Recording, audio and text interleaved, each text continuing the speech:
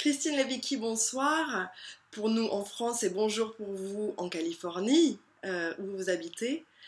Je vous remercie de nous accorder cette interview pour le site Dessine-moi une carrière. Et on est ravis de vous recevoir avec nous et je suis ravie de vous rencontrer.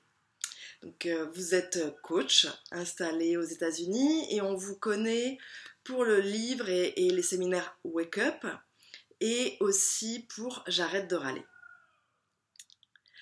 Je voulais vous rencontrer ce soir parce que je vous suis depuis quelque temps, c'est la première fois qu'on se rencontre et il y a une phrase qui m'a interpellée que vous présentez sur votre site, je vais la lire pour les personnes qui nous écoutent et je vous donnerai la parole ensuite parce que ça m'intéresse beaucoup.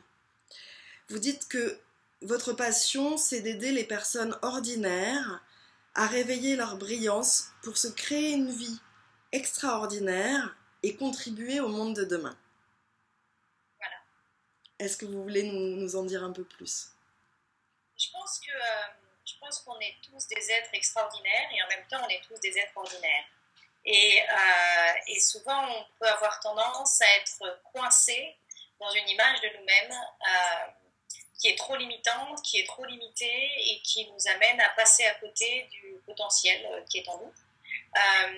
Je crois vraiment que chacun d'entre nous, notre désir le plus profond, c'est d'être épanoui. Alors je m'adresse aux personnes qui ont à manger, de l'oxygène, qui sont en sécurité, parce que je pense que nos premiers besoins, c'est ça, c'est d'avoir à manger, d'avoir de l'oxygène, d'être en sécurité. Et après, une fois qu'on a ces besoins basiques, qu'on a quelques personnes autour de nous qui nous aiment, le besoin ensuite ultime, c'est un besoin d'épanouissement. Et malheureusement, alors j'avais cette conversation récemment où on parlait de qu'est-ce qui se passe quand on est sur notre lit de mort. Et c'est vrai que quand on est sur notre lit de mort, on se dit pas oh là là, j'aurais dû ranger plus ma maison, oh là là, j'aurais dû être plus raisonnable, oh là là, j'aurais dû garder ce boulot qui m'ennuie plus longtemps. mais au contraire, qu'est-ce qu'on a envie de se dire sur notre lit de mort? Et je pense que sur notre lit de mort, on a envie de se dire j'ai été épanouie dans ma vie. Alors, qu'est-ce que c'est pour moi épanoui en anglais? Épanoui, le mot c'est fulfillment. Oui. Donc, il y a le mot full. Il y a le mot, et qu'est-ce que ça veut dire full? Ça veut dire se sentir rempli, se sentir plein, se sentir entier. Et malheureusement, je pense que trop de personnes aujourd'hui, et j'ai été dans ce profil-là, et je me retrouve aussi parfois à prendre ce biais-là dans ma vie, et maintenant j'ai appris à me réorienter où là, c'était vraiment important, mais on peut avoir tendance à remplir le vide de notre vie, parce que l'opposé de full, c'est le vide, c'est emptiness, empty, à remplir le vide de nos vies et à chercher à être rempli d'abord en remplissant nos placards. Alors on va acheter la dernière fringue, la dernière paire de bottes, le dernier sac à main, le dernier téléphone, la dernière voiture. On peut être dans cette illusion de penser qu'il faut consommer pour être rempli. On va aussi consommer de la nourriture, alors souvent c'est de la nourriture qui est celle qui va vraiment nous donner l'impression d'être rempli, c'est en général la nourriture pas présente pour nous, du sucre, du gras, de l'alcool, des drogues. Donc on va chercher à combler ce vide en consommant des choses pour remplir ce vide, ou alors on va remplir ce vide en absorbant et en devenant complètement accro à l'information. En anglais, il y a une expression qui s'appelle the fear of missing out, la peur de manquer. On a peur de rater une info. On est vraiment dans l'ère de l'information et de l'internet. Donc on écoute toujours l'actualité, on écoute toujours les news, on est toujours sur les murs, sur les feeds Twitter, sur les murs Facebook, sur les blogs, et on est absorbé, rempli d'informations, mais en fait déconnecté de nous-mêmes. Et moi, je pense qu'au fond, de manière ultime, ce qui va nous permettre sur notre lit de mort d'être satisfait, de se dire « Ah, ça, c'était une vie bien vécue, c'est une vie où je me suis épanouie ».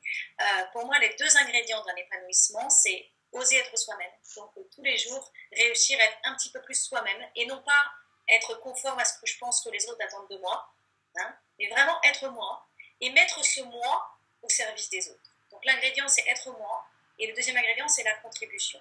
Mettre cette chose au service des autres.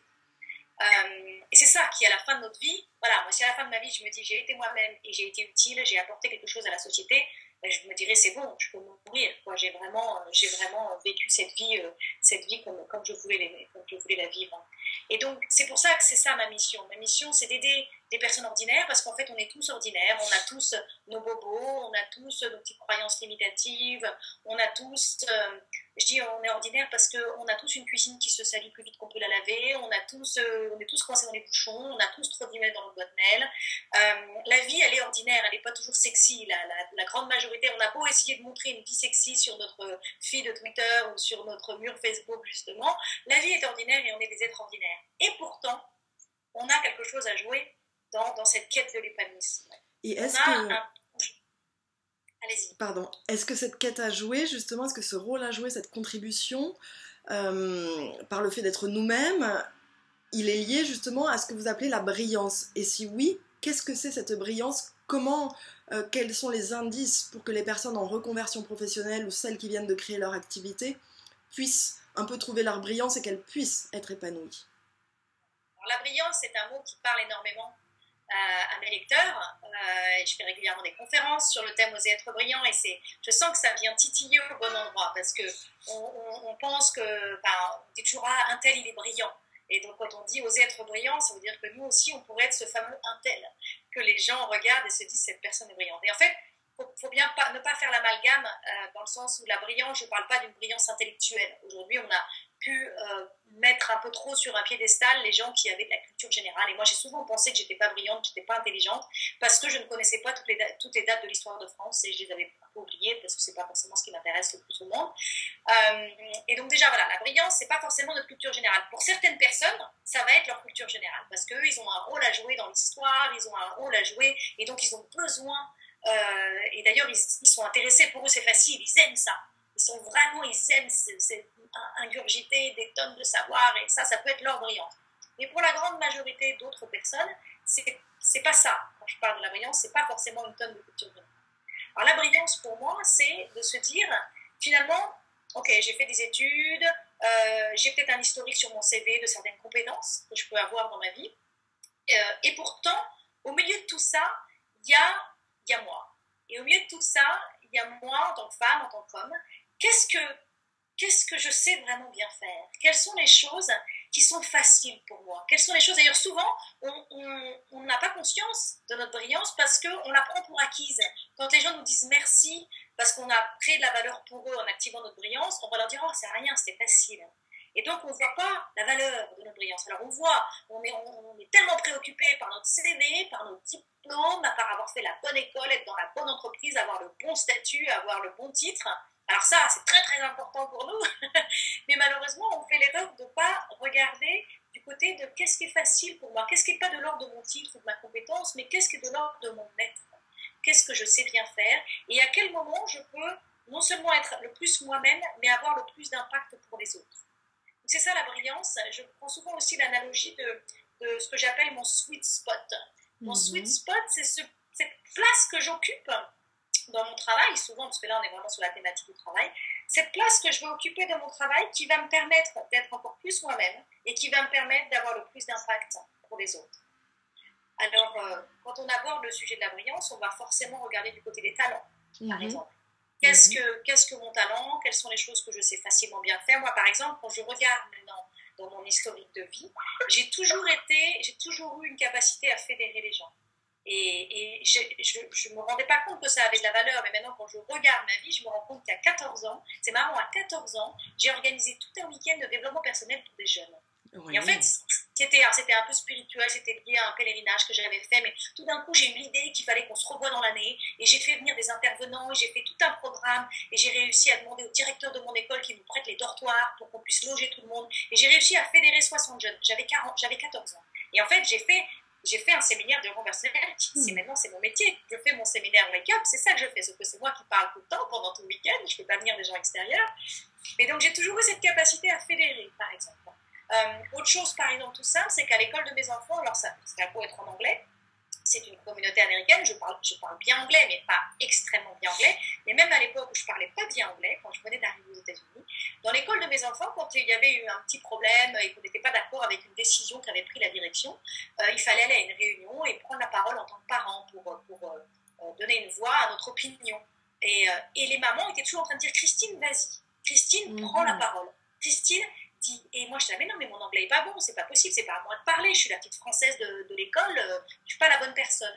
Et en fait, les gens ont vu que j'étais capable de convaincre, que j'étais capable d'avoir des idées claires et de transmettre un message. Et j'ai cette capacité de parler avec mon cœur et de mettre les bons mots au bon endroit pour toucher les autres. Et vous voyez, ça c'est un truc, c'est pas un métier, c'est les mamans de l'école qui m'ont poussée. Et maintenant, quand je relis, je me dis, moi, en fait, depuis le début, ma brillance, elle était là. Mais simplement, j'osais pas croire, j'osais pas y accorder de l'importance. On accorde de l'importance à notre diplôme et à notre CV, mais pas à ces petits moments où on a du feedback. La vie nous donne du feedback pour nous pointer dans la direction de notre brillance. Et donc, si je comprends bien, c'est comme si cette brillance singulière que chacune ou chacun on a en nous, puisque j'imagine que chacun et chacune l'a en nous, cette brillance, à partir de ses talents et d'autres ingrédients, en fait, elle existe, quel que soit notre métier, quelle que soit notre occupation, elle est là, si je suis votre raisonnement. On peut être dans un métier où on n'a absolument pas l'opportunité d'exercer. Oui. Donc, l'idée, c'est de se créer un métier, c'est de se dire, je vais me mettre sur un terrain de jeu quand on réfléchit à une orientation de carrière, se dire, quitte à prendre le temps de réfléchir à ma carrière, et quitte à faire ce travail avec vous, de réfléchir à quelle direction je veux donner à ma vie, finalement, ma plus grande responsabilité, c'est de me mettre sur un terrain de jeu où on attend de moi d'activer cette brillance. Plutôt que d'être sur un terrain de jeu où on attend de moi d'activer mes zones d'incompétence ou mes zones de compétence éventuellement, mais je m'ennuie un peu, quoi. Il y a une part de moi qui est en train de crever à l'intérieur, tandis que quand je suis dans ma brillance, je suis complètement moi-même. Et donc se dire, je vais prendre la responsabilité de me mettre dans une position professionnelle où on attend de moi d'exercer cette brillance. Et est-ce que ce sujet-là de la brillance et peut-être d'autres vont être abordés lors du Forum Wake Up qui a lieu à Lyon du 18 au 20 mars prochain, si je me rappelle bien? Oui, tout à fait. C'est d'ailleurs souvent une des raisons pour laquelle les participants viennent à ce forum, c'est qu'ils sont très interlocutés, j'ai pas le bon mot, très interpellés, par cette notion d'oser être brillant. Et en effet, on va passer une matinée entière sur cette thématique, d'oser être brillant. Et avant ça, on va passer la soirée de vendredi soir sur les fondations, des fondements qui nous permettent d'aller toucher les doigts notre brillance. C'est que très souvent, notre brillance, elle n'est pas très loin, mais en fait, on n'arrive pas à la voir. C'est-à-dire qu'elle est juste là, on sent qu'elle est là. D'ailleurs, les gens qui viennent au Forum Wake Up ou les gens qui travaillent avec vous, c'est des gens qui, quelque part, sentent bien qu'il y a quelque chose. Mais ils ont besoin d'aide pour réussir à voir, pour réussir à percevoir et pour réussir à identifier quelle est cette brillance et donc quelle est cette direction qu'ils souhaitent donner à leur carrière. Donc, en effet, on sera à Lyon du 18 au 20 mars. Il va y avoir des participants qui vont venir du monde entier. Moi, je viens de Los Angeles jusqu'à Lyon. Et ensuite, les participants de Belgique, de Suisse, de Bretagne, de partout, viennent jusqu'à Lyon pour me retrouver pour ce forum. Donc, c'est un week-end, vendredi soir, samedi, dimanche. Et on va aller plonger dans les 4 principes fondamentaux que je propose dans Wake Up. Et c'est vraiment un week-end qui est tout à fait adapté aux personnes qui réfléchissent sur leur carrière. Des personnes qui se disent, moi, je veux me servir de mon travail pour m'épanouir. Je veux me servir de mon travail pour me régaler, pour faire une différence, pour contribuer aux autres, mais tout en étant moi-même. Ce que j'explique souvent, c'est que moi, je pourrais très bien contribuer aux autres en allant construire des puits en Afrique. Ça serait très bien, ça serait une contribution qui me satisferait dans la dimension « je contribue ». Mais par contre, ça ne me satisferait pas dans la dimension « être moi-même ». Parce que alors moi, construire des puits, c'est pas du tout quelque chose qui me fait vibrer, qui fait chanter mon cœur. Alors ça sera sympa, il y aura sûrement des gens formidables. Et l'idée, c'est vraiment de combiner tous ces ingrédients. C'est des gens formidables, une contribution qui nous touche, et être moi-même, amener mes talents, amener ma brillance dans ces choses-là. Donc c'est des thématiques qu'on va aborder dans le forum du monde du 18 au 20 mars. Excellent, excellent. Pour terminer, Christine, peut-être vous pouvez nous donner l'adresse si les personnes veulent se renseigner sur le Forum Wake Up ou en savoir plus sur vous ou votre blog. Je le rajouterai en dessous de l'interview. Et puis je vous laisse le dernier mot. D'accord. Alors l'adresse c'est christinelewicki.com, ça c'est pour mon site. Pour le forum c'est christinelewicki.com /forum Wake Up. Mais quand vous allez sur le site Christine Lewicki, vous pourrez trouver et j'enverrai le lien pour le mettre sous la vidéo. Et puis le mot de la fin, c'est vraiment de se dire, osez croire que ce qu'on a à l'intérieur de nous, ça a de la valeur. Osez croire que ce qui fait chanter notre cœur, ça a de la valeur. Et quand je dis de la valeur, quand on réfléchit à sa carrière, ça veut dire suffisamment de valeur pour en faire un métier, pour gagner un salaire, pour en vivre, pour que ce soit une réalité professionnelle. Donc osez croire que ça a de la valeur et osez agir, osez poser des actes à la hauteur de notre brillance. Osez poser des actes à la hauteur de nos ambitions et osez avoir l'audace d'ancrer dans notre vie la possibilité qu'on voit pour nous-mêmes, à l'intérieur de nous-mêmes quand on fait ce travail d'introspection. Voilà. Merci Christine. Merci Merci, et bon forum et à bientôt. merci, au revoir. Au revoir.